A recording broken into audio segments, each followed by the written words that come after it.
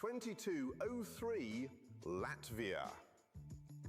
In 1976, the Soviet Union unveiled a new minibus from Riga in Latvia, designed to replace the aging RAF 977 model. They called it the RAF 2203 Latvia, and it was meant to be the USSR's answer to Western minibuses. The resemblance to the VW Type 2 wasn't coincidental. In the 1950s, RAF's chief engineer saw one at Geneva and returned with ideas. What emerged was distinctly Soviet. A cab-over minibus powered by a Gaz-24 engine, built to carry 10 passengers through whatever the USSR could throw at it. The Jelgava factory opened in February 1976 specifically for this model, designed to produce 17,000 units annually.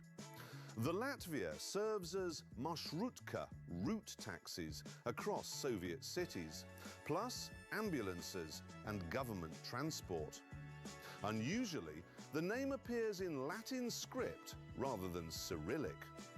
Under the bonnet, or rather between the front seats in cab-over fashion, sits a 2.4-litre ZMZ-24D engine from the GAZ-24 Volga, producing 95 brake horsepower. That's considerably more than the Fiat manages, though you'll need it when shifting something the weight of a small tank. 1,700 kilograms to be precise. 4-speed manual, rear-wheel drive and parts from Moskvich, Gaz and various Soviet manufacturers. Headlights from the Moskvich 412.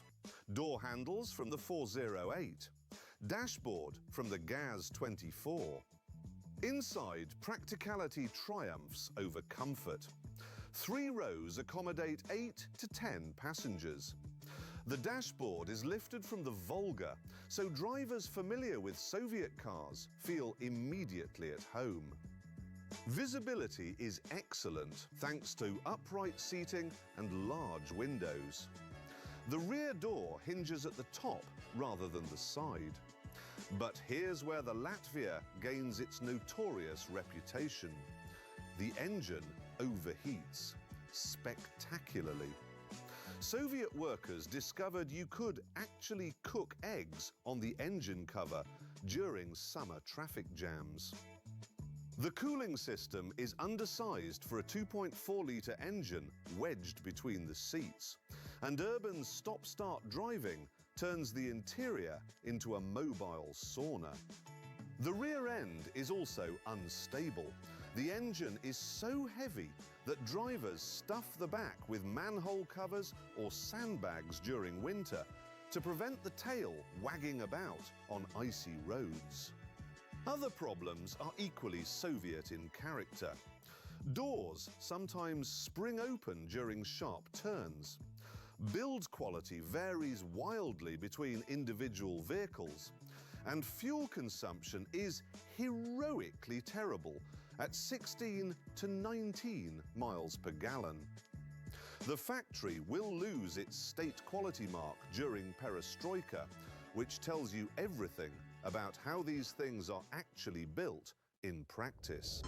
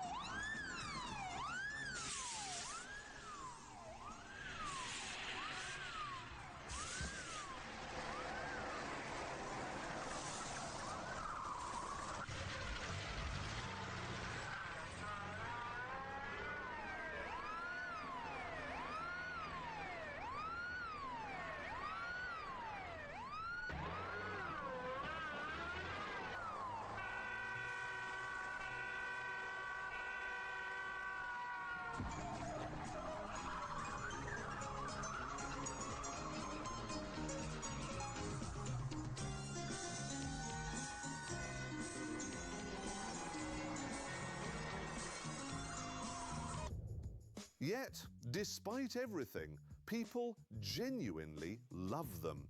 There simply aren't alternatives. The Latvia becomes the backbone of Soviet public transport for 20 years. Nearly 300,000 will be built before production ends in 1997. For now, in 1979, it's simply what's available. A Soviet minibus that works most of the time and occasionally cooks breakfast whilst you're stuck in Moscow traffic on a particularly hot summer morning.